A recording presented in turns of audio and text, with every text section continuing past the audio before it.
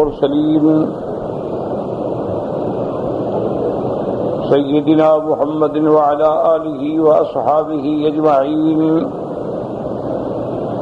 اللهم صل على سيدنا محمد وعلى آل سيدنا محمد كما صليت على إبراهيم وعلى آل إبراهيم في العالمين إنك حميد مجيد أعوذ بالله من الشيطان الرجيم بسم الله الرحمن الرحيم خلق الله السماوات والأرض بالحق إن في ذلك لآية للمؤمنين اتل ما أوحي إليك من الكتاب وأقم الصلاة إن الصلاة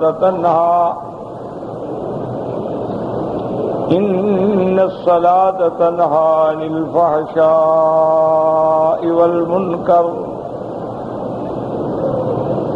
ولذكر الله أكبر والله يعلم ما تصنعون۔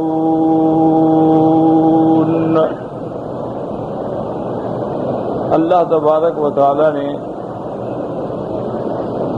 کلام مقدس کی ان آیات مبارکہ میں اصلاح انسانیت اور فلاح انسانیت کا ایک عظیم نسخہ بیان فرمایا ہے کہ اگر انسان اللہ کے اس حکم پر پابندی سے اخلاص سے عمل کرے تو اس کی دین دنیا میں کامیابی جو ہے وہ یقینی ہے۔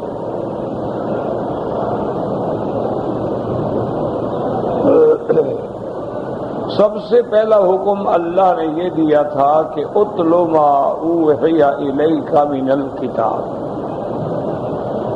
بظاہر یہ خطاب جو ہے حضور صلی اللہ علیہ وسلم، لیکن یہ قاعدہ ہوتا ہے کہ جو خطاب رحمت دو عالم سرکار مدینہ صلی اللہ علیہ وسلم کو کیا جا رہا ہے تو اس کے ضمن میں ساری امت کے لیے ہدایت۔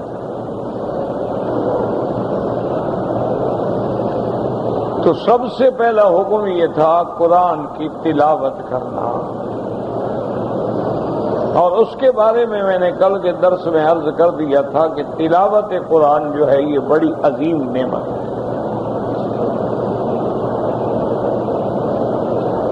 حتیٰ کہ بعض علماء نے اور فقہاء محدثین نے لکھا ہے کہ اگر کوئی شخص حافظ قرآن بھی ہے اس کو بھی چاہیے کہ وہ دیکھ کے قرآن کی تلاوت کیا کرے، کیونکہ پڑھنے میں، یاد پڑھنے میں تو صرف زبان عمل کرے گی نا، جب دیکھ کے پڑھیں گے تو نظریں بھی دیکھیں گی، زبان بھی عمل کرے گی، اور حروف کی طرف کامل توجہ ہو۔ تو اس لیے حکم ہے کہ چاہے حافظ بھی ہو روزانہ کچھ نہ کچھ جتنا اللہ توفیق دے وہ دیکھ کر بھی تلاوت کرے۔ اور قرآن کی تلاوت کا معنی یہ ہوتا ہے کہ انسان گویا اپنے اللہ سے ہم کلام ہو رہا ہے۔ کیوں؟ قرآن کیا ہے؟ کلام اللہ، اللہ کا کلام ہے۔ اب انسان جب قرآن پڑھ رہا ہے تو گویا اللہ سے کلام کر رہا ہے، اور اس سے بڑی انسانیت کے لیے معراج کیا ہو سکتی ہے کہ مخلوق اپنے خالق سے ہم کلام ہو۔ اسی لیے حضرت اکرمہ جب تلاوت قرآن فرماتے تھے تو چند آیتیں پڑھنے کے بعد آپ پہ غشی طاری ہو جاتی، بے ہوش ہو جاتی۔ اور جب افاقہ ہوتا تو بار بار زبان پہ آتا کہ ھذا کلام ربی، ھذا کلام ربی، ھذا کلام ربی، یہ میرے اللہ کا کلام ہے اور میں اللہ سے ہم کلام ہو رہا ہوں۔ تو اس لیے ہمیشہ قرآن کو جب تلاوت کریں تو یہ سمجھیں کہ میں اپنے اللہ سے ہم کلام ہوں۔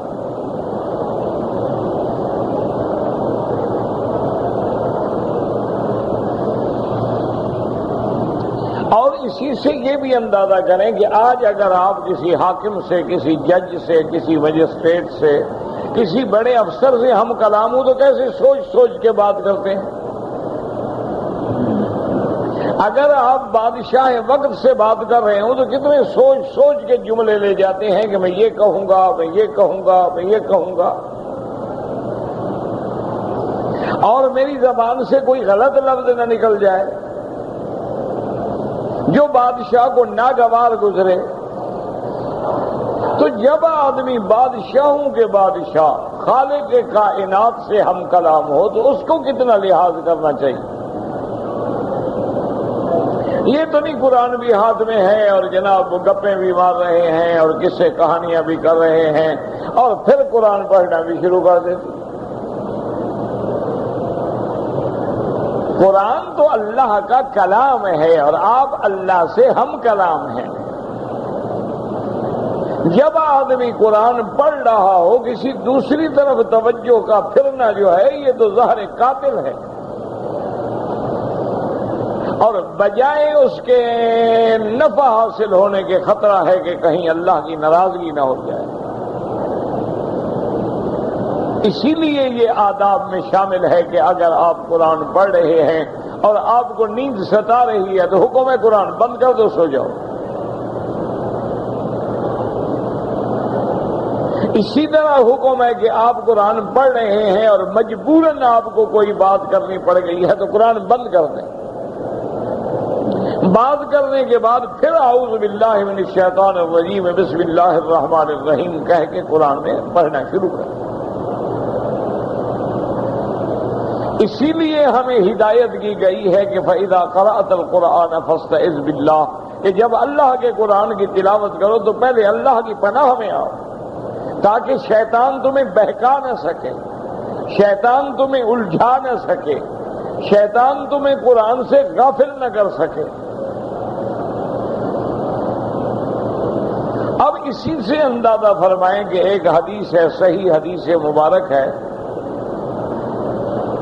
کہ میرے آقا محبوب دو عالم صلی اللہ علیہ وسلم ایک آیت مبارک کو تلاوت کرتے کرتے کرتے آپ کی ساری رات گزر گئی اسی ایک آیت پہ، یعنی آپ نماز میں کھڑے اور ایک ہی آیت کو بار بار دہرا رہے ہیں، اور وہ آیت مبارک جو تھی اس کے بارے میں بھی حدیث میں آتا ہے کہ حضور نے پڑھا ان تعذبهم فإنهم عبادك وإن تغفر لهم فإنك أنت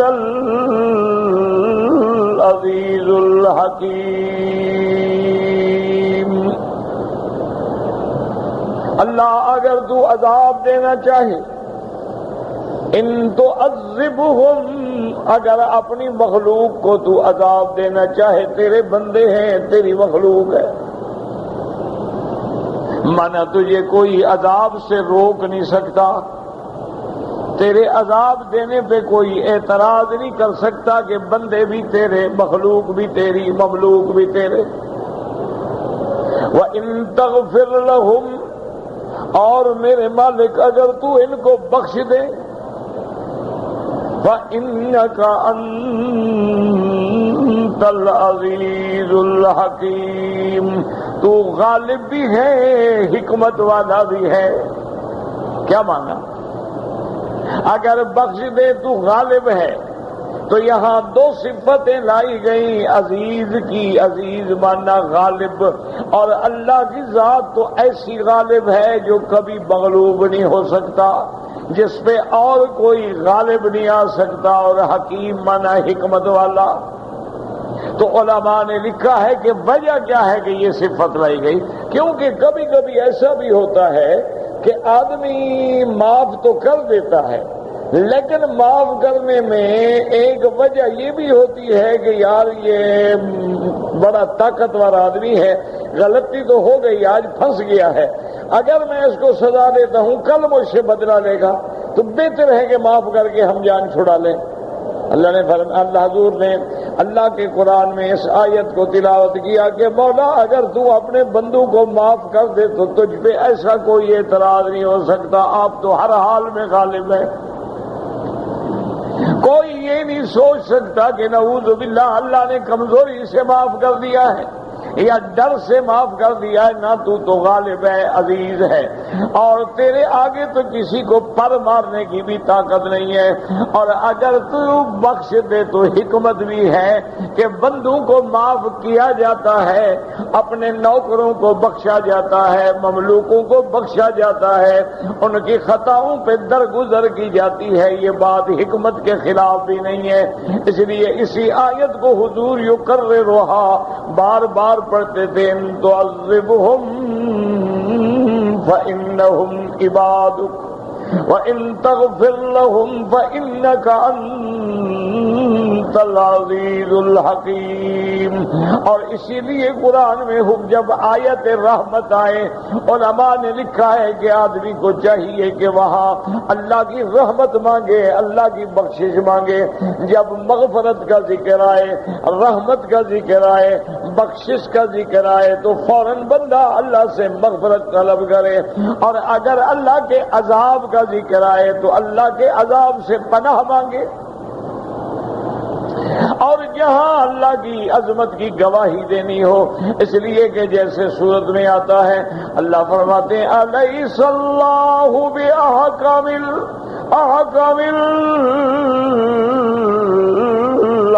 الحاکمین، ہمیں حکم ہے کیا کہیں، بلا وَأَنَا مِنَ الشَّاهِدِينَ، کہ آپ سب سے بہتر فیصلہ کرنے والے ہیں میرا مولا۔ ہم یہ اعتراف کرتے ہیں، اقرار کرتے ہیں اور اس کی گواہی دیتے ہیں۔ اسی لیے جب قرآن میں آیا سبح اسم ربک الاعلی، اللہ کے نبی نے فرمایا اجعلوها فی سجودکم، تم اپنے سجدوں کے اندر اس کو جاری کرو، سبحان ربی الاعلی، سبحان ربی الاعلی۔ اور جب قرآن میں آیا فسبح اسم ربک العظیم، حضور نے فرمایا اجعلوها فی رکوعکم، تم اس کو رکوع میں پڑھا کرو، سبحان ربی العظیم، سبحان ربی العظیم۔ اسی طرح حکم ہے آیت سجدہ آ جائے تو سجدہ کرو، اسی طرح حکم ہے کہ جب آیت رحمت آ جائے، جیسے کہ قرآن پاک میں کئی آیتوں میں رحمت کا ذکر ہے، رب اغفر وارحم وانت خیر الراحمین، اور کبھی پیغمبر کی دعا آتی ہے رب انی مسنی الضر وانت ارحم الراحمین، تو وہاں تم رحمت کی دعائیں مانگو، بیماری سے شفا کی دعائیں مانگو، اور جہاں اللہ کے عذاب کی آیت آ جائے کہ ان اللہ سریع الحساب واللہ عزیز ذو انتقام، تو وہاں دعا مانگے کہ یا اللہ ہمیں اپنے عذاب سے پناہ عطا فرما، میرا اللہ ہماری گناہوں کی ہمیں سزا نہ دے بلکہ اپنے عفو اور اپنی رحمت پہ مہربانی کر کے نظر فرما دے۔ جیسے آیت آتی ہے یا عبادی الذین اسرفوا علی انفسہم لا تقنطوا من رحمت اللہ، وہاں آدمی کو کہنا چاہیے اللہ ہم تیری رحمت سے ہرگز نا امید نہیں ہیں، تیری رحمت سے زندہ ہیں، تیری رحمت سے چل رہے ہیں، تیری رحمت پہ نظریں ہیں اور تیری رحمت پہ امید لگا کے بیٹھے ہوئے ہیں۔ اس لیے حدیث میں آتا ہے، روایات میں آتا ہے، آثار میں آتا ہے کہ حضرت علی رضی اللہ تعالیٰ عنہ جب کوفے میں تشریف لے گئے، آپ نے صحابہ سے فرمایا کہ اے میرے ساتھیوں، میرے بھائیوں، اصحاب رسول اللہ، انتم تقولون ارجا آیتن فی القرآن، تم تو سارے یہ کہتے ہو قرآن پاک میں سب سے امید والی، رحمت والی آیت کیا ہے؟ قل یا عبادی الذین اسرفوا، اللہ نے فرمایا میرا محبوب میرے بندوں کو خبر کر دو جنہوں نے اپنے نفسوں پہ زیادتی کی ہے، ظلم کیا ہے، گناہ کیا ہے، میری رحمت سے نا امید نہ ہوں۔ ان اللہ یغفر الذنوب جمیعا، اللہ تبارک و تعالی سارے گناہ معاف کرنے والے ہیں۔ انہ هو الغفور الرحیم، چونکہ بخشنے والے بھی وہ ہیں اور رحمت فرمانے والے بھی وہ ہیں، تو آپ سمجھتے ہیں حضرت علی نے فرمایا کہ یہ آیت سب سے زیادہ بندوں کو رحمت پر امید دلانے والی ہے، لیکن حضرت علی نے فرمایا کہ وَنَحْنُ أَهْلَ بَيْتِ رسول اللہ، ہم حضور کے اہل بیت جو ہیں ہم یہ سمجھتے ہیں کہ ارجا آیتن فی القرآن، قرآن پاک میں سب سے زیادہ امید والی آیت جو ہے اور رحمت والی آیت جو ہے وہ آیت ہے وَلَسَوْفَ يُعْطِيكَ رَبُّكَ فَتَرْضَىٰ، اللہ نے فرمایا میرا محبوب ہم آپ کو اتنی عزت دیں گے، اتنی شان دیں گے، ہم آپ کی اتنی لاج رکھیں گے کہ آپ کو راضی کر دیں گے۔ تو حضرت علی نے فرمایا ہم سمجھتے ہیں یہ آیت زیادہ رحمت والی ہے کہ ان محمدن لم یرضا، ہمارے آقا کبھی راضی نہیں ہوں گے اگر آپ کی امت کا کوئی بندہ جہنم میں پڑا ہوگا۔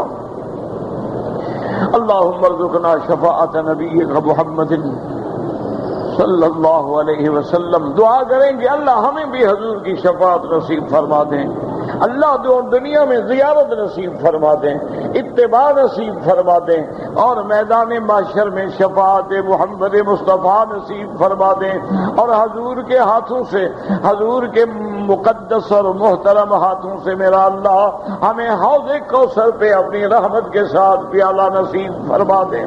یا اللہ تیرے آگے کوئی چیز بعید نہیں ہے، تو اس لیے حکم ہے جیسے قرآن میں آیت ہے قل ارأیتم ان اصبح ماؤکم غورا،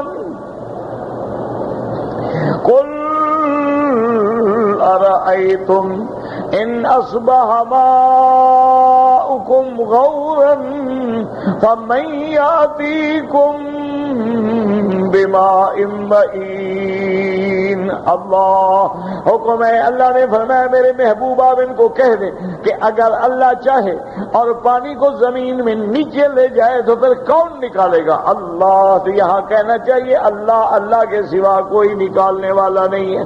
تو اس لیے ہمیشہ یاد رکھیں، آداب قرآن سیکھیں، آپ کا بدن پاک ہو، آپ کا لباس پاک ہو، وہ جگہ پاک ہو، اور قرآن اگر سامنے ہے تو بڑی اونچی جگہ پہ سامنے رکھا ہو، اور پڑھنے سے پہلے اعوذ باللہ من الشیطان الرجیم بسم اللہ الرحمن الرحیم، اس کے پڑھنے کے بعد پوری توجہ سے، پورے تفکر سے، پورے تدبر سے اللہ کے قرآن کی تلاوت کریں، اور جب تلاوت کریں ادھر ادھر توجہ نہ کریں، اپنے آپ کو قرآن پاک کے اندر پوری طرح غرق کر لیں، اور لفظ سمجھ نہیں آ رہے ہیں، معنی سمجھ نہیں آ رہا ہے، اور آپ پڑھے لکھے نہیں ہیں پھر بھی قرآن کے الفاظ پہ بار بار غور کریں، اور نماز میں پڑھ رہے ہیں تو غور کریں کہ میں کیا پڑھ رہا ہوں، کون سی سورت پڑھ رہا ہوں، میری زبان پہ کون سے الفاظ جاری ہیں۔ جب توجہ ہوگی، ارتکاز ہوگا، خیال کامل اللہ کے قرآن کی طرف ہوگا، آیت رحمت پہ رحمت مانگیں، آیت وعید پہ اللہ کے عذاب کی پناہ مانگیں، آیت عفو پہ اللہ سے معافی مانگیں، آیت شفا پہ اللہ سے بیماریوں کی شفا مانگیں، پھر دیکھیں کہ قرآن کیسے سینوں کو کھولتا ہے۔ قرآن تو ایک ایسی نعمت ہے، قرآن تو ایک ایسی عظمت ہے کہ جس کو کافروں نے بھی سنا ہے تو فوراً ان کے دلوں پر بھی قرآن نے اثر کیا ہے۔ اسی لیے ایک دفعہ عتبہ نے، اللہ اکبر، عتبہ ابن ربیعہ نے، اور ایک روایت میں قصہ آتا ہے ولید ابن المغیرہ، اصل وجہ اس کی یہ تھی کہ دار الندوہ ایک جگہ تھی، اسی لیے باب الفتح کے قریب تھی، ایک جگہ بنی ہوئی تھی جہاں قریش مکہ بیٹھتے تھے اور میٹنگ کرتے تھے اور مشورے کرتے تھے، اسی لیے باب الندوہ بھی کہلاتا تھا، کیونکہ عین اسی کے سامنے تھی۔ یہ حرم تو نہیں تھا نا، حرم شریف تو چھوٹا تھا،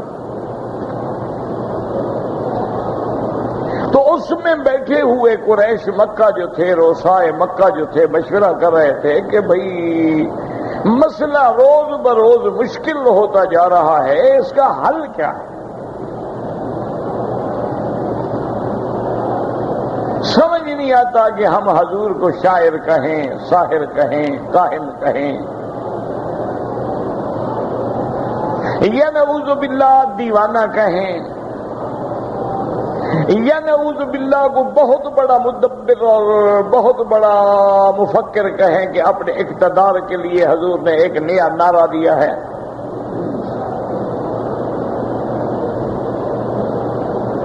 تو ایک واقعے میں آتا ہے کہ ولید ابن المغیرہ نے، یہ حضرت خالد کے والد ہیں، اسی لیے آپ پڑھتے ہیں نا خالد ابن الولید رضی اللہ عنہ، تو ولید باپ کا نام۔ اور ایک روایت میں ہے کہ عتبہ ابن ربیعہ نے کہا کہ میں جاتا ہوں حضور صلی اللہ علیہ وسلم سے بات کرتا ہوں، اور اس کے بعد پھر میں تم لوگوں کو بتاتا ہوں، فیصلہ کرتا ہوں کہ بھئی یہ کیا بات ہے، حضور شاعر ہیں یا نعوذ باللہ حضور ساحر ہیں، جادوگر ہیں، یا نعوذ باللہ حضور کاہن ہیں۔ تو میں ابھی مل کے، اور خدا کی شان یہ ہے کہ جب یہ کافر میٹنگ کر رہے تھے، حضور بھی مسجد الحرام میں موجود تھے اور اکیلے بیٹھے،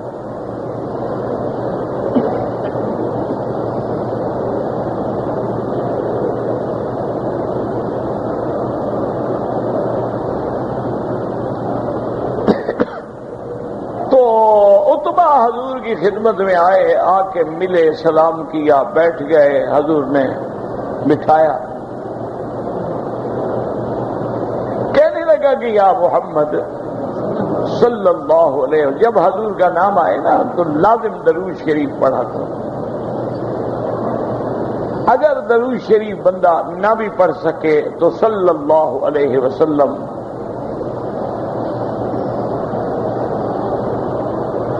تو کہنے لگا کہ یا محمد صلی اللہ علیہ وسلم هل قصی علی خیر ام انت، اس نے یعنی تمہید باقی کیا، رسول اللہ جو پہلے سردار گزرے ہیں، قصی گزرا، ہاشم گزرا، عبد المطلب گزرا، اور سب آپ کے دادے ہیں،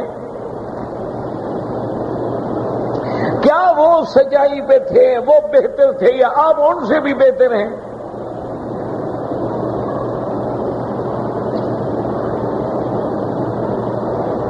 اور کہنے لگا کہ یا محمد صلی اللہ علیہ وسلم صفحت احلامنا و آباءنا و اجدادنا، فرقت بیننا و بین اولادنا، کہنے لگا حضور آپ نے اپنے باپ دادے کو بھی جھٹلا دیا کہ وہ بھی کافر تھے، مشرک تھے، جہنمی تھے،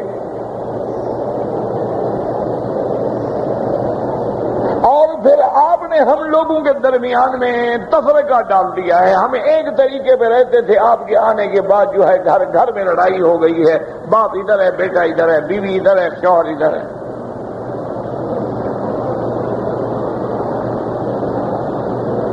آج بھی کفر یہی بات کہتا ہے نا کہ سارے جھگڑے کی بنیاد جو ہے یہی لوگ تو ہیں جو مولوی ہیں، یہی لڑاتے ہیں.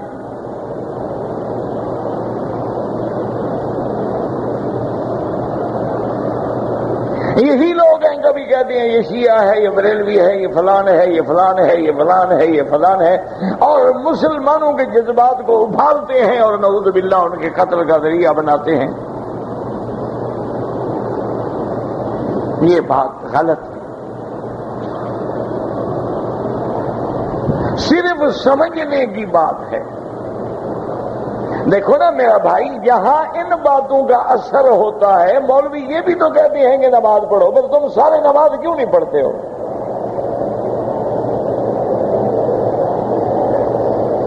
مولوی یہ بھی تو کہتے ہیں کہ سود حرام ہے، تم سود کیوں کھا رہے ہو؟ مولوی یہ بھی تو کہتے ہیں کہ زنا حرام ہے، عریانی حرام ہے، بے حیائی حرام ہے، فحاشی حرام ہے. تو سارے ملک میں پھیلی ہوئی، وہاں تو تم نے مولوی کی بات نہیں مانی، صرف لڑائی پہ بات مان لی.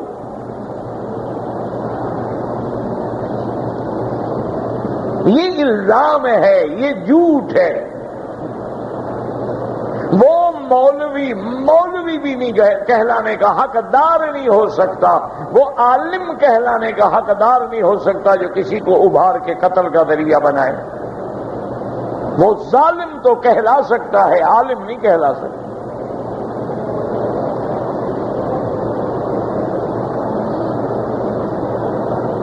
لیکن مصیبت یہ ہوتی ہے کہ آدمی سمجھتا نہیں.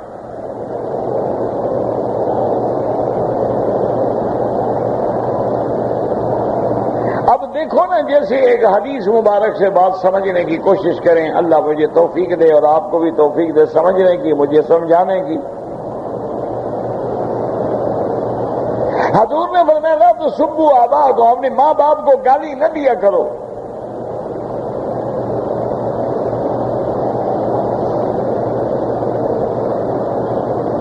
تو صحابہ نے کہا یا رسول اللہ، ایسا بھی کوئی دنیا میں احمق ہے جو ماں باپ کو گالی دے گا؟ یا رسول اللہ، بندہ جتنا بھی کچھ ہو جائے ایسا تو گرا ہوا نہیں ہوتا کہ اپنی ماں کو گالیاں دے یا اپنے باپ کو گالیاں دے. یہ حضور کے زمانے کی بات ہے. اب تو ماشاءاللہ بیٹے باپ کو جوتے مار کے سیدھا کرتے ہیں.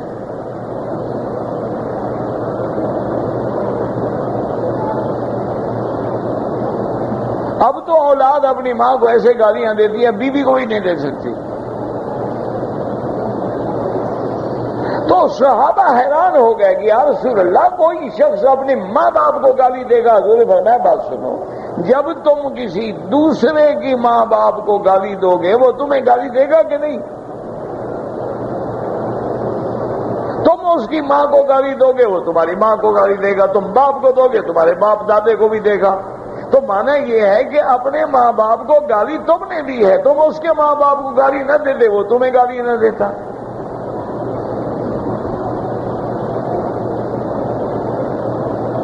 تو اسی سے مسئلہ سمجھا کریں. مولوی نہیں لڑاتا، علماء نہیں لڑاتے، دین نہیں لڑاتا، مذہب نہیں لڑاتا.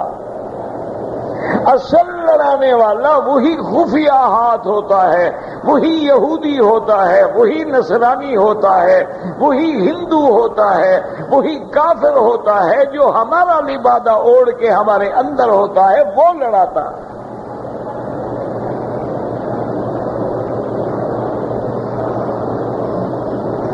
اگر ہم دونوں مل کے اس کو پکڑ لیں تو سارے جھگڑے ختم ہو جائیں.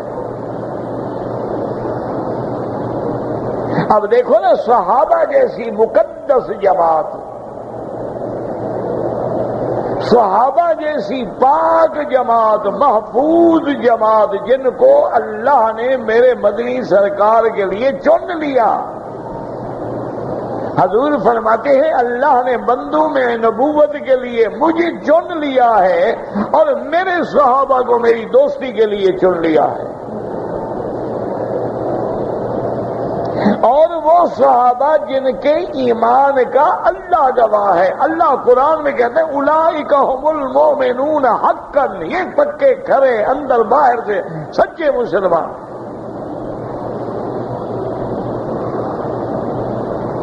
ہم رات دن ٹکرے مارتے ہیں اللہ راضی ہو جائے، اللہ عالم راضی ہے نہیں ہے. وہ تو ایسی شان والی جماعت ہے جن کو زندگی میں اللہ نے کہہ دیا رضی اللہ عنہم ورضوا عنہ، اللہ تم سے راضی تم اللہ سے راضی. ایسی جماعت میں جو لڑائیاں ہو گئی، ہزاروں صحابہ شہید ہو گئے، ان کو بھی مولوی لڑا رہے تھے. کیا خیال ہے آپ؟ صحابہ کو مولویوں نے لڑایا تھا، دونوں طرف سے مولوی تھے وہ لڑا رہے تھے.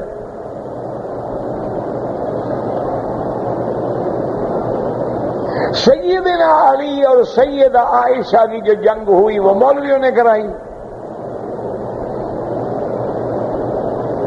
سیدنا علی اور سیدنا معاویہ کی جو جنگ ہوئی وہ مولویوں نے کرائی.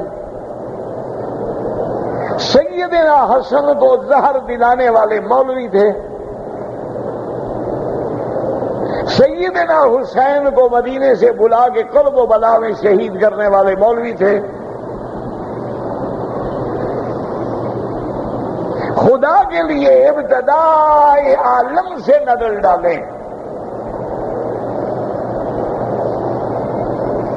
قابیل اور حابیل دونوں بھائی ہیں، آدم و حوا کی اولاد ہیں، لیکن قابیل حابیل کو قتل کر رہا ہے، اس کو بھی مولوی نے ابھارا تھا.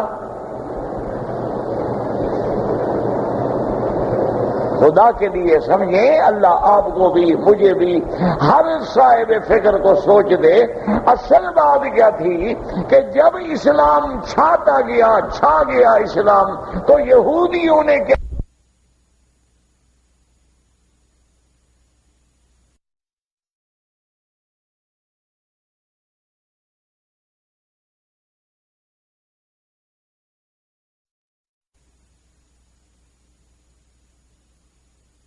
بھی خدا کے لیے اللہ کے کعبے میں یقین سے کہتا ہوں کہ کوئی کلمے پڑھنے والا مسلمان جس کے دل میں ذرے کے برابر بھی ایمان ہے وہ کبھی کسی مسجد میں نمازیوں کو قتل نہیں کر سکتا، کبھی کسی مدرسے میں معصوم بچوں کو شہید نہیں کر سکتا، کبھی کسی فوج کے بے گناہوں کو شہید نہیں کر سکتا. اصل جو لڑانے والا ہاتھ ہے خدا کے لیے اس کو تلاش کریں.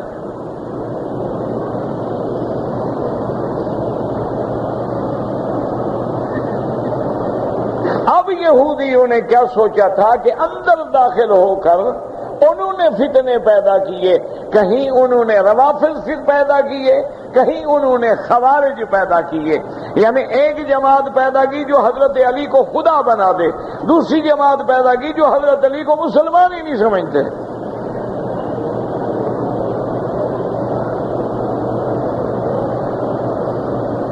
ورنہ یاد رکھو کہ اللہ تبارک و تعالیٰ کے ماننے والے، قرآن پڑھنے والے، حدیث رسول پڑھانے والے، یہ تو وہ لوگ ہوتے ہیں جن کی تربیت ہی اس طرح کی جاتی ہے کہ تم پر ظلم و ستم کے پہاڑ بھی ٹوٹ جائیں صبر کرو. آج جو مسلمانوں کو مار دے وہ کیسا مولوی یا کیسا عالم یا کیسا کلمے پڑھنے والا ہو سکتا ہے؟ مسلمان ملکوں کو کمزور کرنا یہ کون سے مسلمان کا کام ہو سکتا ہے؟ جب ہم کمزور ہو جائیں گے تو غالب کون ہوگا؟ کافر.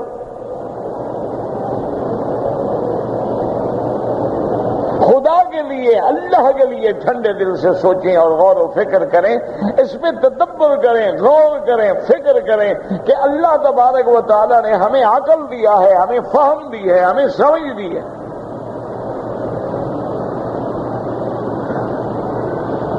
بڑے بڑے صحابہ جلیل ہیں رضوان اللہ علیہم اجمعین، اور سیدنا علی رضی اللہ تعالی عنہ اس لیے اب دیکھیں کافر ہے لیکن کافر نبی کو کہتا ہے کہ جب سے آپ آئے ہیں آپ نے ہم میں جھگڑا پیدا کر دیا ہے.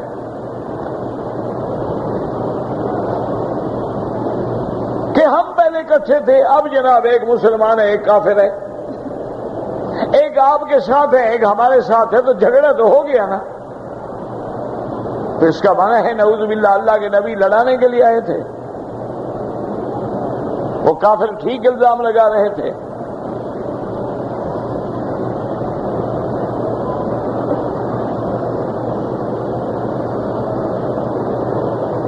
اب جناب حضور پاک نے سنا اور اس کے بعد وہ کہنے لگا کہ یا محمد صلی اللہ علیہ وسلم،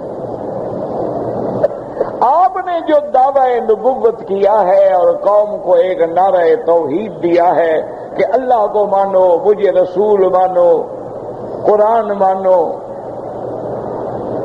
یہ نعرے کا مقصد آپ کا کیا ہے؟ اگر آپ کو یہ فکر ہے کہ میں مکے کا سردار بن جاؤں تو کہنے لگا واللہ خدا کی قسم ہے محمد مصطفیٰ، ہم سارے سردار ہو کے آپ کے سر پہ تاج رکھنے کے لیے تیار ہیں. آپ ہمارے سردار ہیں، ہم آپ کے غلام.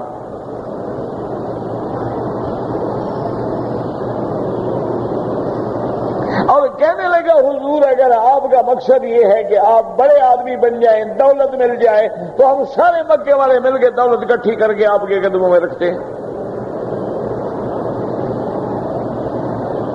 اور اگر آپ چاہتے ہیں کہ میں کسی خاص گھرانے میں شادی کروں تو کہنے لگا اتبا کہ واللہ نزوجک عشرۃ من بناتنا، ہم ایک نہیں 10 لڑکیاں آپ کو دینے کے لیے تیار ہیں. ہم تو ہمارے سردار ہو، عبد المطلب کے پوتے ہو، عبداللہ کے بیٹے ہو، آپ کو بیٹیاں دینے میں ہمیں کیا آر ہے؟ اور آخر میں بدبخت کہتا ہے کہ یا رسول اللہ، یا آپ پر کوئی جن کا اثر ہو گیا ہے؟ جیسے آج بھی کہتے ہیں نا یہ وہابی ہو گیا نا، ان کو پیروں کی بددعا لگ گئی ہے. آج بھی کہتے ہیں، کوئی نئی پرانی بات نہیں، آج بھی کہتے ہیں کہ یہ جو وہابی ہیں نا جی، پیروں کو نہیں مانتے، اولیاء کو نہیں مانتے، بزرگوں کو نہیں مانتے، سب کے مخالف ہیں. اصل وجہ یہ ہے جی ان کو ہمارے پیروں کی پٹ لگ گئی ہے، ان کا عقل ہی ختم ہو گیا ہے. ایسی پیٹ لگی ہے ان کو کہ یہ قرآن پڑھتے ہیں، حدیث پڑھتے ہیں، اور جن کو پیٹ نہیں لگی وہ گانے سنتے ہیں یا قوالیاں کرتے ہیں. دیکھو نا بزرگوں کی جن کو پیٹ لگ گئی وہ تو قرآن پڑھ رہے ہیں، حدیث پڑھ رہے ہیں، اور جن پہ ان کے پیر راضی تھے وہ قوالیاں کرتے ہیں، وہ گانے سنتے ہیں، وہ جناب دھمال ڈالتے ہیں، پاؤں میں گھنگرو باندھتے ہیں. دیکھو نا کیسے اللہ بھی راضی پیر بھی راضی. یہی ہاتھ میں میرے خیال میں لکڑیاں لے کے گھنگرو باندھ کے جنت میں جائیں گے. انا للہ و انا الیہ راجعون.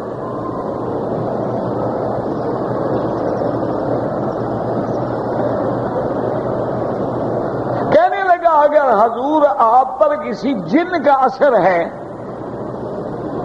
تو ہم سارے قریش مل کے بڑے سے بڑے معالج کو ڈھونڈ کے خرچ کر کے آپ کا علاج کرانے کے لیے بھی تیار ہیں.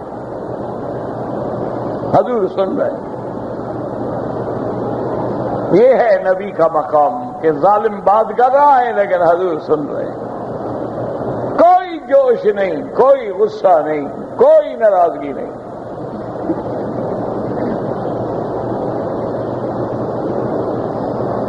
جب اس نے بات ختم کر لی حضور نے فرمایا کہ تم نے کہہ لیا ہے اور بھی کچھ کہنا ہے؟ انہوں نے کہا نہیں بس یار. فرمایا اچھا اب تم نے تو کہہ لیا میری بھی سنو.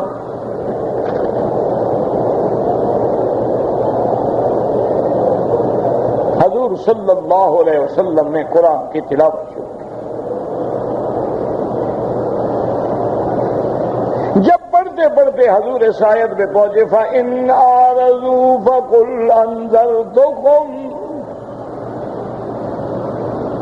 فَإِنْ أَعْرَضُوا فَقُلْ أَنذَرْتُكُمْ صَاعِقَةً مِثْلَ صَاعِقَةِ عَادٍ وَثَمُودَ. اللہ نے فرمایا میرا محبوب اگر یہ قرآن نہ سنیں، قرآن سے رخ پھیر لیں، حق کی بات نہ سنیں، تو پھر آپ بھی ان کو خبردار کر دیں کہ اللہ نے چاہا اور اللہ اگر ناراض ہوئے تو تم پہ بھی قوم عاد و ثمود کی طرح بجلی کڑکے گی۔ جب حضور نے یہ پڑھا نا کانپ گیا عتبہ، اور جلدی سے حضور کے منہ پہ ہاتھ رکھے، کہہ رہے بس یا رسول اللہ۔ وجہ کیا ہے؟ قرآن سمجھتے تھے، عربی تھے نا، عرب تھے، قرآن عربی لغت میں تھا، اور پھر پڑھنے والا محمد مصطفیٰ ہو۔ بس اس نے کہا یا رسول اللہ، اٹھا، اور کافروں نے جب دیکھا کہتے ہیں واللہ عتبہ جس چہرے کے ساتھ گیا تھا نا اس سے بدل گیا، معلوم ہوتا ہے اس پر بھی اثر ہو گیا۔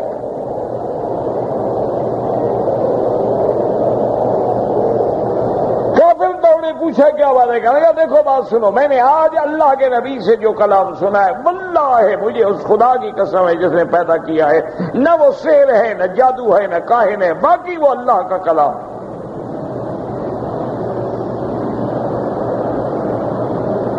ہاں قرآن تو پھر پتھروں میں بھی جگہ بناتا ہے نا۔ قرآن ایک ایسا طاقتور اللہ کا کلام ہے جو حضرت عمر جیسے آدمی کو ہلا دیتا ہے۔ قرآن ایک ایسا کلام ہے جو دربار نجاشی میں پڑھا جائے تو بادشاہ نے رونا شروع کر دیا۔ قرآن ایک ایسا اللہ کا کلام ہے جو ہرقل روم کے سامنے پڑھا گیا تو کہنے لگا واللہ مجھے خدا کی قسم ہے جو کچھ تم کہہ رہے ہو اور قرآن کہتا ہے وہ سچ ہے۔ اگر میں آج اس جگہ ہوتا جہاں محمد مصطفیٰ ہے، آپ کے قدم دھو کے میں پی لیتا۔ قرآن تو قرآن ہے لیکن پڑھنے والی زبانیں نہیں رہی۔ اب قرآن پڑھا جاتا ہے پھونک کے لیے، تویز کے لیے، اب قرآن پڑھا جاتا ہے مردوں کو بخشوانے کے لیے، صدقے کے لیے، خیرات کے لیے، کل خانی کے لیے، جمعرات کے لیے، ختم صغیر کے لیے، ختم کبیر کے لیے۔ اب قرآن کا وہ پیغام تو ہم بھول گئے۔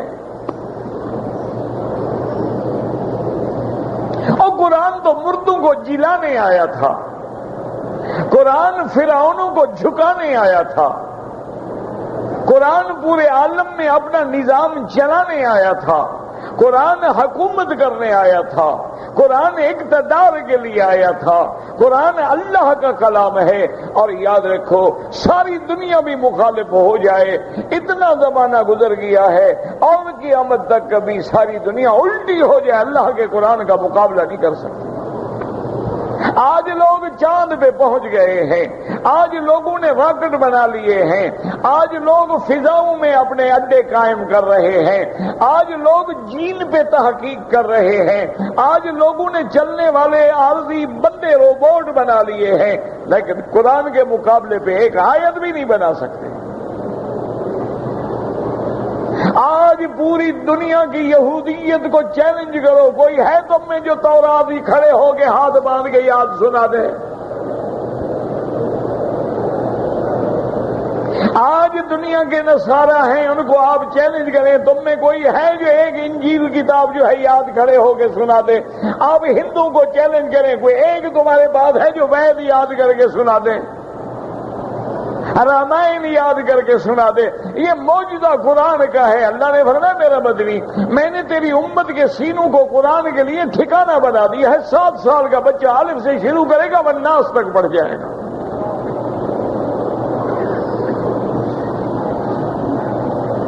اور اس کے بعد بھی اگر نہ مانے آپ تو پھر بدقسمتی ہے، اور کیا کہا جا سکتا۔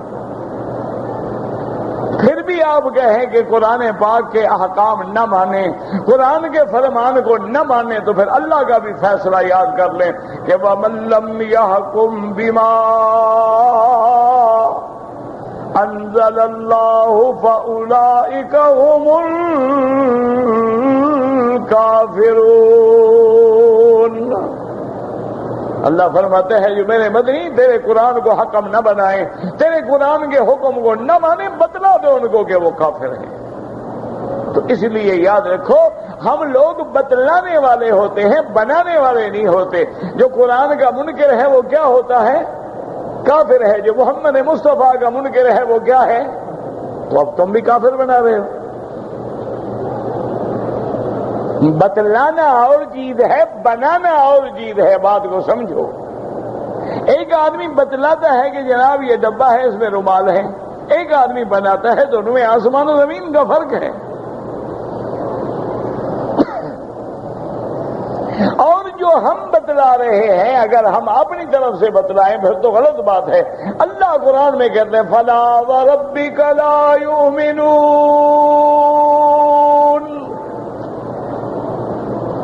حَتَّى يُحَكِّمُوكَ فِيمَا شَجَرَ بَيْنَهُمْ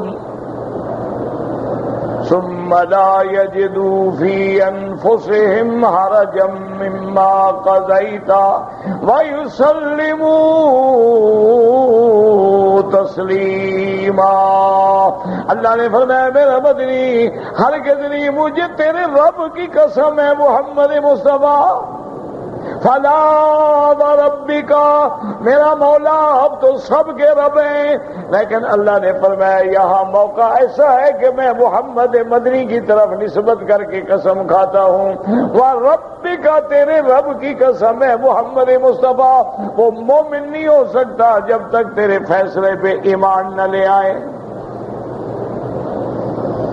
تو اس لیے ہمیشہ یاد رکھیں کہ سب سے پہلی ہدایت کیا ہے؟ اتل ما اوحی، اتل ما اوحی الیک من کتاب اللہ۔ میرا مدنی محمد مصطفیٰ آپ تلاوت کیجئے، آپ پڑھیے وہ جو اللہ نے آپ پہ اتارا ہے یعنی قرآن، آپ اس کی تلاوت کریں، آپ اس پہ غور کریں، آپ اس میں فکر کریں۔ پہلا سبق ہے تلاوت کتاب، دوسرا سبق ہے اقامت صلاۃ، اور تیسرا سبق کیا ہے؟ اللہ کا ذکر، دعا کریں اللہ ہمیں بھی نصیب فرما دے۔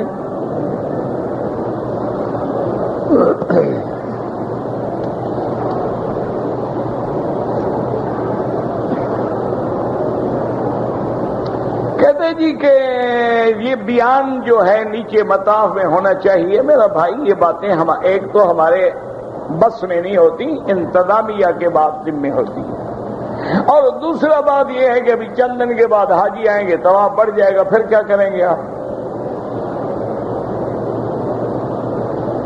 بھائی جب آدمی ایک الحمدللہ اللہ کی رحمت سے ہلکا بڑھ جاتا ہے، ایک طواف بڑھ جاتا ہے، آپس میں ٹکرا جاتے ہیں، طواف رک جاتا ہے، لوگ گرنے لگ جاتے ہیں، تو اس لیے مجبور ہو کے جگہ تبدیل کی جاتی ہے۔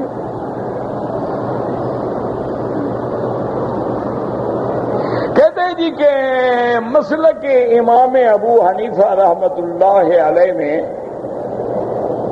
عصر کی نماز کے بعد اگر طواف کیا جائے تو اس کی 2 رکعت مغرب کے بعد پڑھی جاتی ہے، لیکن یہاں لوگ پڑھتے ہیں تو یہاں صرف حنفی تو نہیں ہے نا،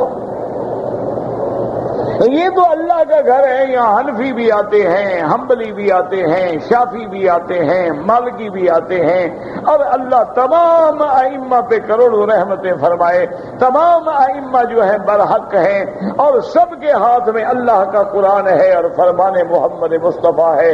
کبھی اختلاف ہوتا ہے، ایک امام کو حدیث ملی ہے، دوسرے امام کو حدیث نہیں ملی۔ کبھی اختلاف ہوتا ہے کہ فہم کا، ایک لفظ کے معنی سمجھنے میں دونوں کے فہم میں اختلاف ہو گیا۔ ابھی مثلا اس کی چھوٹی سی مثال دماغ میں رکھ لیں کہ امام شافعی رحمت اللہ علیہ فرماتے ہیں کہ اگر کوئی بندہ عمرے کرنے والا صفا مروہ دوڑنے کے بعد 3 بال اپنے کاٹ لے تو بس گویا احرام سے نکل گیا، اب اس میں کوئی دم شم نہیں پڑے گی۔ بلکہ امام شافعی رحمت اللہ علیہ فرماتے ہیں کہ ایسے اگر کھینچ کے بھی 3 بال توڑ لے یا خود کاٹ دے یا بال اپنے دانتوں سے کاٹ ڈالے یا کوئی ماچس کی تیلی لے کے 3 بال جلا ڈالے، وہ کہتے ہیں احرام سے نکل گیا۔ 3 بال تو کاٹے ہیں نا، زیادہ نہ صحیح کچھ تو کاٹے ہیں نا۔ اب وہ بھی دلیل کیا دیتے ہیں کہ قرآن کہتا ہے محلقینا مقصرینا، حلق کرانے والے قصر کرانے والے. وہ کہتے ہیں جس نے 3 بال کاٹے قصر تو کرا دی نا اس نے. تو اب امام شافعی رحمت اللہ علیہ جو حجت پکڑ رہے ہیں وہ اللہ کے قرآن سے ہے، لیکن امام ابو حنیفہ رحمت اللہ علیہ اور باقی ائمہ فرماتے ہیں محلقین رؤوسکم، سارے سر پہ اس طرح پھرواؤ. یہ منع ہے کہ تھوڑا سا اس طرح پھروا دو، سارے سر پہ اس طرح پھراؤ. وہ مقصرین، اور سارے سر کے بال کٹاؤ، نہ کہ 3 بال. جب اس طرح سارے سر پہ ہے تو قصر بھی سارے سر سے ہوگی. اور دوسری بات یہ ہے امام ابو حنیفہ فرماتے ہیں کہ جس مدنی پاک پہ اللہ نے قرآن اتارا ہے، ہم یہ دیکھیں کہ حضور نے عمرہ کرنے کے بعد 3 بال کٹوائے ہیں یا اس طرح پھروایا سارے بال کٹوائے ہیں. تو اس لیے ائمہ میں اختلاف ہو جاتا ہے، ورنہ سارے کے سارے امام برحق ہیں، سب پہ اللہ کی کروڑوں رحمتیں ہوں. اللہ تبارک و تعالیٰ ان کے درجات بلند کرے، اور اللہ تبارک و تعالیٰ ہمیں ان کا ادب کرنے کی اور ان کا احترام کرنے کی توفیق دے. یہ علمی اختلاف ہوتے. اب یہی نماز کا مسئلہ ہے. تو ایک حدیث پاک میں آتا ہے کہ میرے آقا نے، محبوب دو عالم نے فرمایا کہ بنی عبد مناف لوگوں کو منع نہ کرو، جب چاہے نماز پڑھیں، جب چاہے طواف کریں.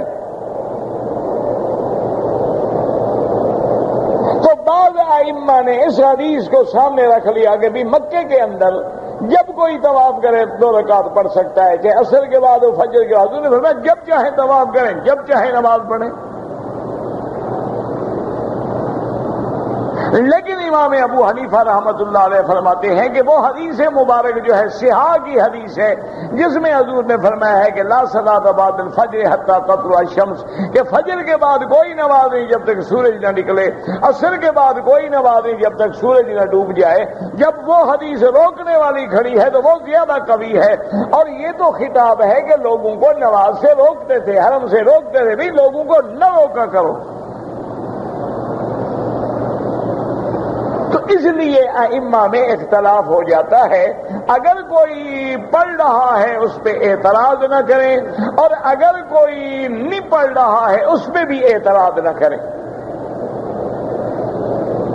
باقی اس میں کوئی شک نہیں کہ اگر آپ نے عصر کے بعد طواف کیا اور اس کی 2 رکعت پڑھی مغرب کے بعد، تو اب کسی امام کا یا کسی حدیث کی مخالفت ہے؟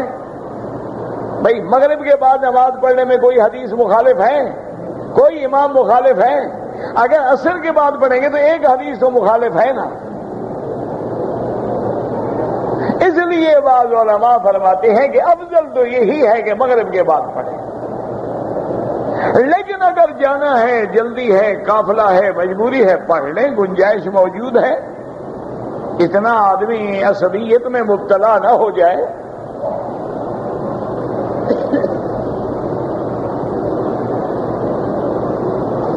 اگر ایک آدمی نے شوال کے مہینے میں مسجد عائشہ سے عمرہ کیا ہے اور اسی سال وہ حج بھی کرے گا، تو امام ابو حنیفہ رحمت اللہ علیہ فرماتے ہیں یہ تمتع نہیں ہے جب تک کہ وہ میقات سے عمرہ نہ کرے. بلکہ امام صاحب تو اتنے سخت ہیں، وہ فرماتے ہیں میقات بھی اس کا اپنا میقات ہو، یعنی جہاں سے آ رہا ہے، جہاں اس کے بال بچے ہیں، المام مال اہل بھی ہو. اور بعض علماء فرماتے ہیں کہ تمتع کا معنی ہی یہی ہے کہ عمرہ بھی کرے اور حج بھی کرے. لہذا عمرہ تو کیا ہے نا اس نے. بہرحال افضل یہ ہے کہ آپ ایک بکری دے دینا، باقی اللہ پہ چھوڑ دیں.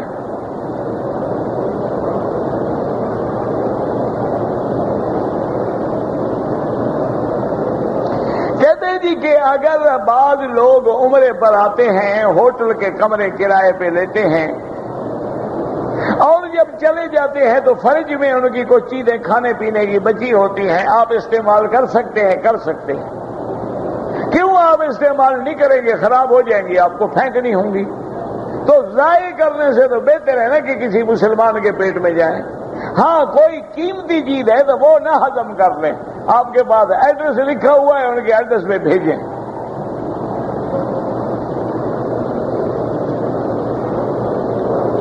کہتے جی کہ کالے رنگ کی ٹوپی اگر سر پہ رکھی جائے کوئی حرج نہیں، بالکل جائز ہے. حضور پاک نے بھی کالی پگڑی باندھی ہے. فتح مکہ والے دن جو پگڑی تھی حضور پاک کی، اس کا رنگ کالا تھا. کالا رنگ ہو، کوئی رنگ ہو، کوئی مسئلہ نہیں ہے، لیکن اس کو پارٹی نہ بناؤ. اب رنگ بھی پارٹیاں بن گئے نا.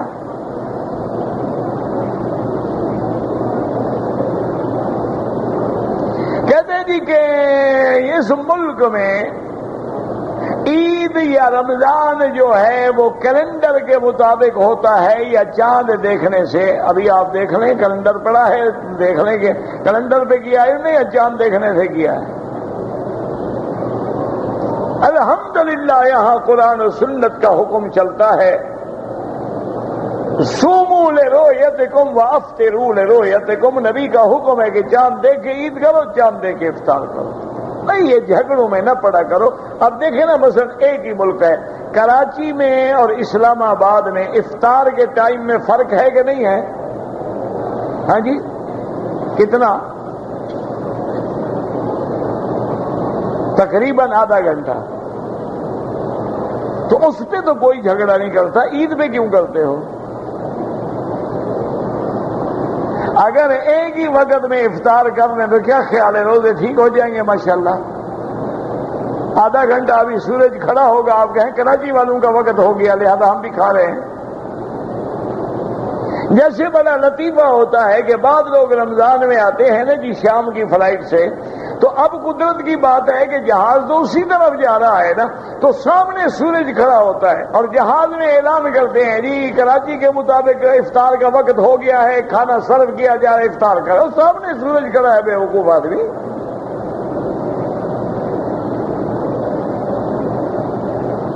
لیکن جی جہاں سے بھائی جہاں آپ چلے تھے اس وقت وہاں کا حکم تھا، اب جہاں ہو اب یہاں کا حکم ہوگا.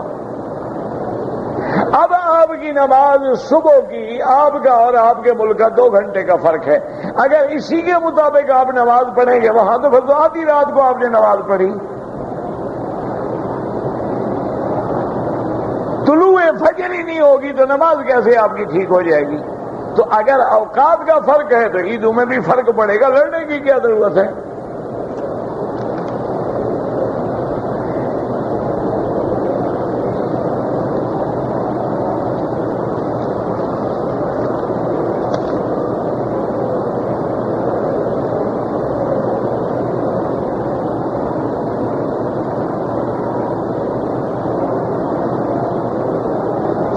جو لوگ آئے ہیں مثلا انہوں نے رمضان میں مکے میں آ گئے، رمضان کے بعد کوئی عمرہ حج تک نہ کیا نہ کریں، ان کا حج افراد ہوگا، ان پہ حج کی بکری واجب ہی نہیں ہے. اگر کسی نے عمرہ کیا ہے، حج تمتع ہے، بکری دینی ہے، لیکن غریب آدمی ہے تو اس کے لیے یہ ہے کہ 10 روزے رکھ لے، 3 روزے حج میں رکھ لے، 7 روزے بعد میں رکھ لے.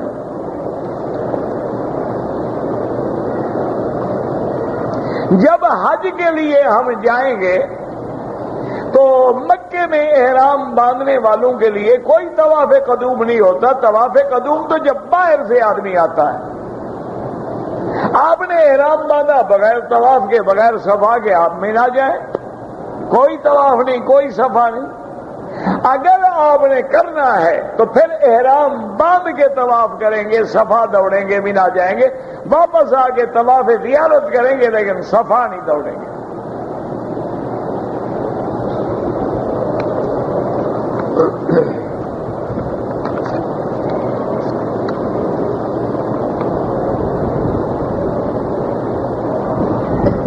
ایک آدمی نے کہا کہ اگر میں یہ کام کروں تو میری بیوی پہ طلاق ہو جائے گی. کام تم کرو یا نہ کرو طلاق بیوی پہ. تو سزا اپنے اوپر رکھ دے، بیوی پہ کیوں رکھی بھائی؟ بہرحال اس کے لیے حنفی مسلک میں تو طلاق ہو جائے گی، لیکن بہتر میں مشورہ یہ دوں گا آپ کو کہ اگر آپ یہاں ہیں تو عربی میں یہ ساری درخواست لکھ کے دارالافتاء سے رجوع کریں.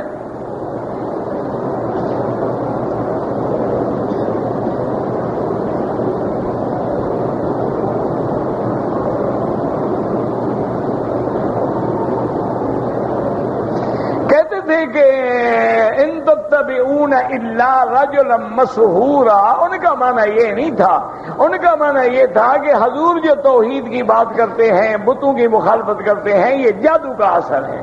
حضور پہ جو جادو ہوا اس کا دین پہ اثر نہیں ہوا، تبلیغ پہ اثر نہیں ہوا، وہ تو ذاتی اثر ہوا۔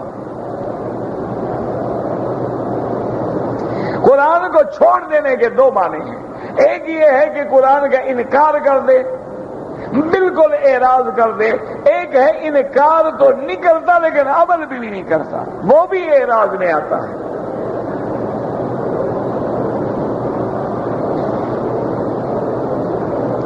ایک آدمی کے دو بیوی ہیں، پہلی بیوی کو طلاق دے دیا، طلاق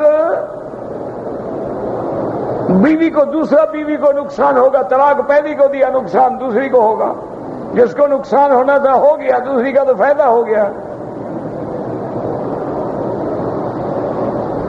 انا للہ و انا الیہ راجعون۔